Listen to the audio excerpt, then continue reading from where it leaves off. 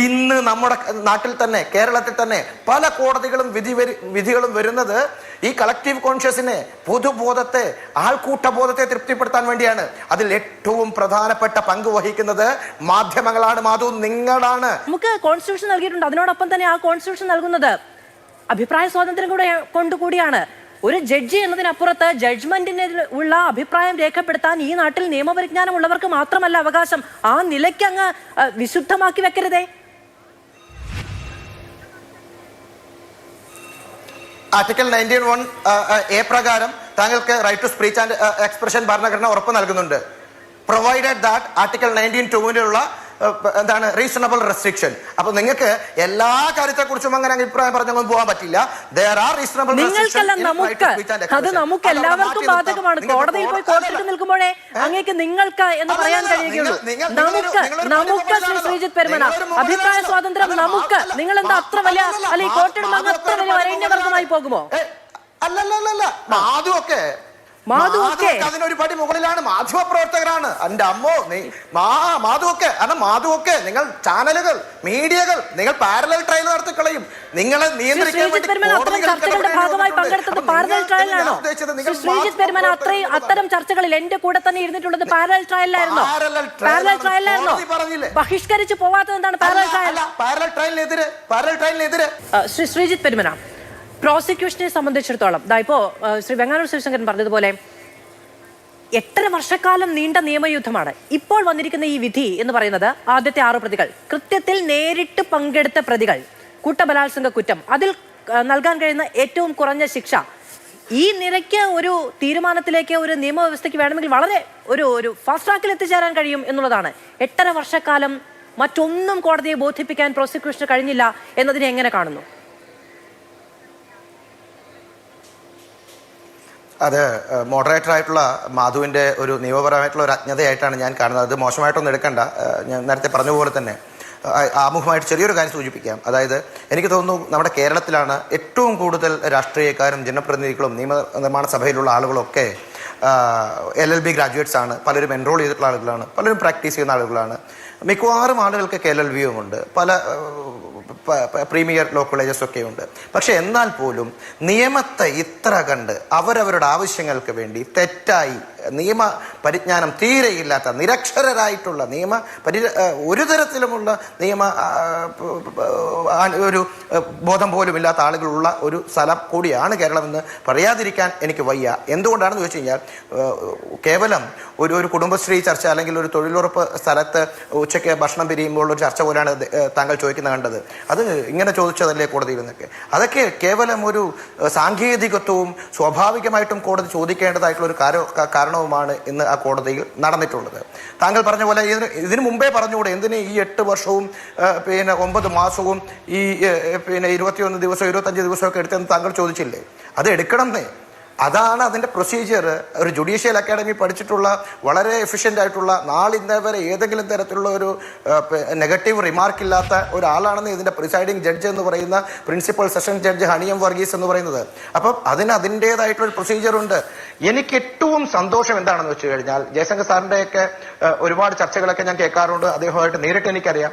പക്ഷെ അദ്ദേഹം ഇന്ന് ആദ്യമായിട്ട് പലപ്പോഴുമൊക്കെ പല മാധ്യമങ്ങളിൽ അദ്ദേഹം ചർച്ച ചെയ്യുമ്പോഴൊക്കെ അദ്ദേഹം പറയാറുണ്ടായിരുന്നു, ശരിയല്ല, ദിലീപന്റെ ബന്ധു കൂടിയാണ്, എനിക്കറിയാം അദ്ദേഹത്തിന് ഒരു ഇതുണ്ട്, അദ്ദേഹത്തെ വിട്ടത് ശരിയല്ല എന്നൊക്കെ അദ്ദേഹം പറയുമ്പോഴും ഇന്ന് അദ്ദേഹം ഈ വേർഡിക്റ്റിനെ, ഈ ജഡ്ജ്മെന്റിനെ, ഈ ക്വാണ്ടം ഓഫ് പണിഷ്മെന്റിനെ വളരെ ഉയർന്ന നിലവാരത്തിൽ തന്നെ പരാമർശിക്കുന്നത് കണ്ടതിൽ വലിയ ഒരു ചാരുതാർത്ഥ്യം ഈ കണ്ട 9 വർഷത്തിനുള്ളിൽ ഉണ്ട് എന്നുള്ളത് പറയാതെ പോകാൻ വയ്യ. ഇനി എനിക്കതിൽ സന്തോഷമുണ്ട്. ഇപ്പൊ അഡ്വക്കേറ്റ് ജയശങ്കറിന് നിയമത്തോട് ബഹുമാനവും നിയമത്തിൽ അവഗാഹവും ഇല്ലാന്ന് അങ്ങ് പറഞ്ഞു കളയുമോ എന്ന് ഞാൻ ഒരു വേള ഭയപ്പെട്ടിരുന്നു. എനിക്ക് സന്തോഷം രേഖപ്പെടുത്തുന്നു. തുടർന്നോളൂ. അല്ലല്ല, എനിക്ക് ആരോടൊക്കെ പറയണം, ആരോടൊക്കെ പറയണ്ട എന്നുള്ള ഉത്തമ ബോധ്യം എനിക്കുണ്ട് മാധു. അപ്പൊ അതുകൊണ്ട് കാരണം നമ്മൾ പല ചർച്ചകളും ഈ വിഷയവുമായി ബന്ധപ്പെട്ടിട്ട് 9 വർഷം ഒരുപാട് ചർച്ചകൾ നമ്മൾ ചെയ്തിട്ടുണ്ടല്ലോ.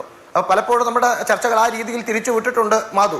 അതുകൊണ്ടാണ് മാധുവിന്റെ തൊട്ടു മുമ്പ് എന്റെ പാനലിസ്റ്റ് ആയിട്ടുള്ള ആളോട് ചോദിക്കുന്നുണ്ടായിരുന്നു, ഒരു പ്രോസിക്യൂഷൻ ഒരു വിദ്വേഷം പോലെ അല്ലെങ്കിൽ ഏതൊക്കെയോ രീതിയിൽ ചോദിക്കുന്നൊക്കെ ഉണ്ടായിരുന്നു എന്നൊക്കെ. വിദ്വേഷം എന്ന വാക്കൊന്നും ഞാൻ ഉപയോഗിച്ചില്ല. അല്ലല്ല, വിദ്വേഷം എന്ന വാക്കൊന്നും ഞാൻ ഉപയോഗിച്ചു. എനിക്ക് ശ്രീജിത്ത് പെരുമനയുടെ മനസ്ഥിതി മനസ്സിലാകും, എനിക്ക് വേദന മനസ്സിലാകും. അങ്ങ് പറഞ്ഞോളൂ. ഞാനൊരു ചോദ്യം ചോദിച്ചല്ലോ.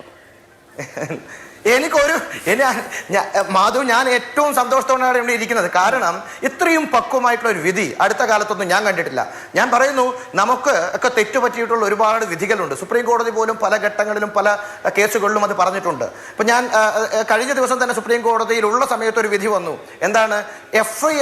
ആദ്യത്തെ FIR പേര് ചേർക്കാതെ പിന്നെ ഉള്ള ഒരു പ്രതിയെ അനുബന്ധ കുറ്റപത്രത്തിൽ പേര് ചേർത്തത് കൊണ്ട് ഒരു മർഡർ കൺവിക്റ്റിനെ, അതായത് ട്രയൽ കോടതി കൺവിക്ട് ചെയ്തിട്ടുള്ള ഒരാളെ സുപ്രീം കോടതി സെറ്റ് ഫ്രീ, വെറുതെ വിടുന്ന ഒരു സാഹചര്യം ഉണ്ടായിട്ടുണ്ട്. അതിന്റെ സാഹചര്യങ്ങളൊക്കെ മനസ്സിലാക്കണം. അപ്പം അത്തരം സാഹചര്യങ്ങളൊക്കെ ഉണ്ടായിട്ടുണ്ട് എന്ന് മാത്രമല്ല, അഫ്സൽ ഗുരുവിന്റെ കാര്യം എടുത്താൽ പോലും നമ്മുടെ ഇന്റർനാഷണലി നമ്മൾ ചർച്ച ചെയ്തിട്ടുള്ള ഒരു വിഷയമാണല്ലോ അഫ്സൽ ഗുരു പാർലമെന്റ് ആക്രമണ കേസിൽ. അതിൽ തന്നെ എന്താ പറഞ്ഞിട്ടുള്ളത്? To satisfy the collective conscience of the society, സൊസൈറ്റിയുടെ, സമൂഹത്തിന്റെ കളക്റ്റീവ് കോൺഷ്യൻസിനെ, പൊതുബോധത്തെ തൃപ്തിപ്പെടുത്താൻ വേണ്ടി ഈ പ്രതിക്ക് വധശിക്ഷ കൊടുക്കേണ്ടി വന്നിരിക്കുന്നു. എന്നിട്ട് അയാളെ കൊന്ന് കുഴിച്ചു മൂടി അയാളെ ഭാര്യയ്ക്കോ മക്കൾക്കോ പോലും കാണാൻ പറ്റാത്ത രീതിയിൽ മൃതദേഹം ജയിൽ വളപ്പില് അജ്ഞാത മൃതദേഹമായിട്ട് കൊന്ന് കുഴിച്ചു മൂടിയിട്ട് ഒരു തരത്തിലുള്ള മനുഷ്യാവകാശ പരിഗണന പോലും കൊടുക്കാതെ വന്നു. ഇന്ന് നമ്മുടെ നാട്ടിൽ തന്നെ, കേരളത്തിൽ തന്നെ പല കോടതികളും വിധികളും വരുന്നത് ഈ കളക്റ്റീവ് കോൺഷ്യസിനെ, പൊതുബോധത്തെ, ആൾക്കൂട്ടബോധത്തെ തൃപ്തിപ്പെടുത്താൻ വേണ്ടിയാണ്. അതിൽ ഏറ്റവും പ്രധാനപ്പെട്ട പങ്ക് വഹിക്കുന്നത് മാധ്യമങ്ങളാണ്. മാധു, നിങ്ങളാണ്. അത് ഇന്ന് ഈ കേസിന്റെ ശിക്ഷാവിധി പറയുന്നതിന് മുമ്പ് ഇതിലെ ശിക്ഷയിലുള്ള വാദം കേട്ടതിന് ശേഷം ഉടൻ കോടതി കേട്ടിട്ടുള്ള ഒരു പറ്റം ഹർജികളുണ്ട്, ഒരു പറ്റം അറ്റാച്ച്ഡ് ഹർജികളുണ്ട്. എന്താണത്? ശേഷം ഞാൻ ഇത്രയും നേരം വെയിറ്റ് ചെയ്യുകയാണ്. പക്ഷെ അങ്ങേക്ക് തിടുക്കം എന്ന് പറയുന്നത് ഈ കാലയളവിൽ നടന്ന ജനാധിപത്യപരമായ വേദികളിൽ നടന്ന മുഴുവൻ ചർച്ചകളെയും തള്ളി പറയുക എന്നുള്ളതാണ്. ഇന്ന് മാധ്യമപ്രവർത്തകരോട് പറഞ്ഞതിനൊപ്പം തന്നെ അഭിഭാഷകരോടും അതേ ജഡ്ജി തന്നെ പറയുന്നുണ്ട്, നിയമപരിജ്ഞാനം ഇല്ലാത്തവരല്ലല്ലോ അഭിഭാഷകർ. അഭിഭാഷകരെ അടക്കം വിമർശിച്ചുകൊണ്ടാണ് അതേ ജഡ്ജി ആ പരാമർശങ്ങളൊക്കെ നടത്തുന്നത്. മാധ്യമപ്രവർത്തകരെയും അഭിഭാഷകരെയും ഉൾച്ചേർത്തിട്ടാണ്. നിയമപരിജ്ഞാനം ഇല്ലാത്തവരാണല്ലോ. പിന്നെ അങ്ങ് ഈ കേവലം ഈ പറയുന്ന എന്താണ് കുടുംബശ്രീകളിൽ ഒക്കെ എന്ന് ചർച്ച പറയുന്നുണ്ട്. നമുക്ക് കോൺസ്റ്റിറ്റ്യൂഷൻ നൽകിയിട്ടുണ്ട്. അതിനോടൊപ്പം തന്നെ ആ കോൺസ്റ്റിറ്റ്യൂഷൻ നൽകുന്നത് അഭിപ്രായ സ്വാതന്ത്ര്യം കൊണ്ടുകൂടിയാണ്. ഒരു ജഡ്ജി എന്നതിനപ്പുറത്ത് ജഡ്ജ്മെന്റിന് ഉള്ള അഭിപ്രായം രേഖപ്പെടുത്താൻ ഈ നാട്ടിൽ നിയമപരിജ്ഞാനം ഉള്ളവർക്ക് മാത്രമല്ല അവകാശം. ആ നിലയ്ക്ക് അങ്ങ് വിശുദ്ധമാക്കി വെക്കരുതേ. ആർട്ടിക്കിൾ 19(1) പ്രകാരം താങ്കൾക്ക് right to speech and expression ഭരണഘടന ഉറപ്പ് നൽകുന്നുണ്ട്. പ്രൊവൈഡഡ് ദാറ്റ് ആർട്ടിക്കിൾ 19(2) എന്താണ് റീസണബിൾ റെസ്ട്രിക്ഷൻ. അപ്പൊ നിങ്ങൾക്ക് എല്ലാ കാര്യത്തെക്കുറിച്ചും അങ്ങനെ അഭിപ്രായം പറഞ്ഞൊന്നും പോകാൻ പറ്റില്ല. അത് നമുക്ക് എല്ലാവർക്കും ബാധകമാണ്. കോടതിയിൽ പോയി കോർട്ടിട്ട് നിൽക്കുമ്പോഴേ അങ്ങേക്ക് നിങ്ങൾക്ക് എന്ന് പറയാൻ കഴിയുകയുള്ളൂ. നമുക്ക് ശ്രീജിത്ത് പെരുമന, അഭിപ്രായ സ്വാതന്ത്ര്യം നമുക്ക്. നിങ്ങൾ എന്താ അത്ര വലിയ അല്ലെ കോർട്ടിടുമ്പോൾ അങ്ങ് അത്ര വലിയ വരേണ്യവർഗമായി പോകുമോ? അല്ലല്ലല്ല, അതിനൊരു പടി മുകളിലാണ്. മാധ്യമ പ്രവർത്തകരാണ്. എന്റെ അമ്മോ, മാധുവൊക്കെ നിങ്ങൾ ചാനലുകൾ, മീഡിയകൾ, നിങ്ങൾ പാരലൽ ട്രയൽ നടത്തി കളയും. നിങ്ങളെ നിയന്ത്രിക്കാൻ വേണ്ടി അത്തരം ചർച്ചകളിൽ എന്റെ കൂടെ തന്നെ ഇരുന്നിട്ടുള്ളത് പാരലൽ ട്രയലിലായിരുന്നു. ബഹിഷ്കരിച്ച് പോവാത്തത് എന്താണ്? പാരലൽ ട്രയലിനെതിരെ അതിനെതിരെ സംസാരിക്കാൻ വേണ്ടിയാണ് ഞാൻ വന്നിരുന്നത്. ഒരു കാര്യം കൂടെ പറയാം. നിങ്ങൾ ഈ കോടതി വിധിയെ കുറിച്ച് പറഞ്ഞില്ലേ? കുടുംബശ്രീ ചർച്ചകളല്ല, കോടതി വിധികൾ കുറച്ചുകൂടെ ഗുരുതരമായിട്ട് സ്വഭാവമുള്ളതാണ്. ഈ 4 തൂണുകളുടെ ഒരു തൂണാണ് ജുഡീഷ്യറി എന്ന് പറയുന്നത്. ഈ ജുഡീഷ്യറി വിമർശിക്കുമ്പോൾ വളരെ കൃത്യമായിട്ട് ഒരു പക്വത നിങ്ങൾ കാണിക്കണം. അതുകൊണ്ടാണ് 1971 കണ്ടംപ്റ്റ് ഓഫ് കോർട്ട് എന്ന് പറഞ്ഞിട്ട് ഒരു ആക്ട് ഉണ്ടാക്കിയിട്ടുള്ളത്. അതിൽ 2C എന്ന് പറഞ്ഞിട്ട് ഒരു വകുപ്പ് ഉണ്ടാക്കിയിട്ടുള്ളത്. അതിൽ ഒന്നാമത്തെ വകുപ്പ് പറയുന്നത് നിങ്ങൾ സ്കാൻഡലൈസ് ചെയ്യരുത്, നിങ്ങൾ കോടതിയുടെ അതോറിറ്റിയെ ലോവർ ചെയ്യരുത് എന്ന് പറയുന്നു. രണ്ടാമത് പറയുന്നു, നിങ്ങൾ ഏതെങ്കിലും രീതിയിൽ ഈ ഒരു ഫെയർ കമന്റോ ഫെയർ ക്രിറ്റിസിസമോ നടത്തുന്നതിനപ്പുറത്തേക്ക് ഈ ഫെയർ ക്രിറ്റിസിസവും ഫെയർ കമന്റും ജഡ്ജ് തീരുമാനിക്കും, പ്രിസൈഡിംഗ് ജഡ്ജി തീരുമാനിക്കും എന്ന് പറയുന്നുണ്ട്. രണ്ടാമത് അഡ്മിനിസ്ട്രേഷൻ ഓഫ് ജസ്റ്റിസിന് ഏതെങ്കിലും രീതിയിൽ ബഹുമാനിച്ചുകൊണ്ടാണ് നമ്മൾ എല്ലാവരും ഈ തൊഴിൽ ചെയ്ത് മുന്നോട്ട് പോകുന്നത്. ഇതൊക്കെ ബഹുമാനിച്ചുകൊണ്ടാണ്. ഇന്ന് ജഡ്ജി പറഞ്ഞത് ശരിയാണ്. ഭൂതവും ഭാവിയും ഒക്കെ ശരി. നോക്കൂ, ഞാൻ ഉത്തരവാദിത്തപ്പെട്ട ഒരു മാധ്യമ സ്ഥാപനത്തിൽ ഈ എഡിറ്റോറിയൽ ചെയറിലിരുന്ന് പറയുന്നു, അത്തരം ഭൂതം ഭാവി ചെയ്യാൻ ഇവിടെ ആരും പോയിട്ടില്ല. ഈ പറയുന്ന മൈക്ക് പ്രിന്റ് ചെയ്ത് ഒട്ടിക്കാൻ കഴിയുന്ന ആര് വേണമെങ്കിലും ചെയ്യാൻ കഴിയുന്ന കാര്യങ്ങൾക്ക് പാപഭാരം ഏൽക്കാനും നമുക്കില്ല. അത്തരത്തിലുള്ള നിയന്ത്രണങ്ങൾക്ക് നിയമപരമായി കൊണ്ടുവരാൻ കഴിയുന്നതാണ്. ചർച്ചയിലേക്ക് പോകുന്നില്ല. മാധു ചോദിക്കും. വലിയ കഷ്ടപ്പാടാണ് ചർച്ചയിലേക്ക് കൊണ്ടുവരാൻ. ഞാൻ ആ വിഷയത്തേക്ക് ഞാൻ പോകുന്നത്.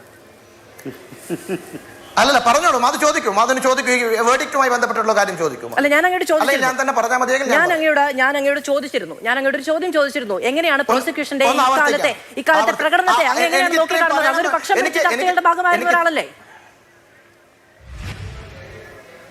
അല്ല, ഞാനൊരു പക്ഷവും പിടിച്ച് ചർച്ച ചെയ്യുന്ന ഒരാളല്ല. ഞാൻ ഈ ഇന്നത്തെ വിധിയെ ഞാൻ നോക്കിക്കാണുന്നത് വളരെ പോസിറ്റീവായിട്ടാണ്. 2 അതിജീവിതമാർക്ക് ഇന്ന് നീതി കിട്ടിയിട്ടുണ്ട്. ഒന്ന്, ഇതിൽ ഏറ്റവും ക്രൂവലായിട്ട്, ഏറ്റവും ഹീനമായി, ഏറ്റവും ഹീനിയസ് ക്രൈമിന്റെ ഇരയാക്കപ്പെട്ടിട്ടുള്ള ആ നടിക്ക്, ആ പെൺകുട്ടിക്ക് നീതി കിട്ടിയിട്ടുണ്ട്.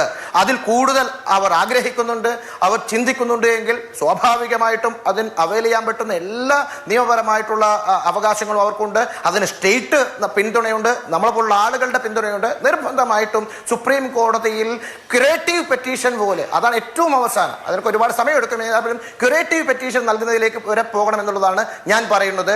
വലിയ ചാരിതാർത്ഥ്യം. രണ്ടാമത്തെ അതിജീവിത എന്ന് പറയുന്നത് ഞാൻ കണക്കാക്കുന്നത് ജസ്റ്റിസ് ഹണിയം വർഗീസ്. ജസ്റ്റിസ് ഹണിയം വർഗീസ് ആണ് രണ്ടാമത്തെ. ഞാൻ അങ്ങിലേക്ക് വരാം. അങ്ങേക്ക് തന്നെ അറിയാമല്ലോ അങ്ങയുടെ കൂടെ മേറെ നീളമേറിയതായിരുന്നു. അതുകൊണ്ട് അങ്ങൊന്ന് വഴങ്ങണം. ഞാൻ അങ്ങിലേക്ക് വരാം.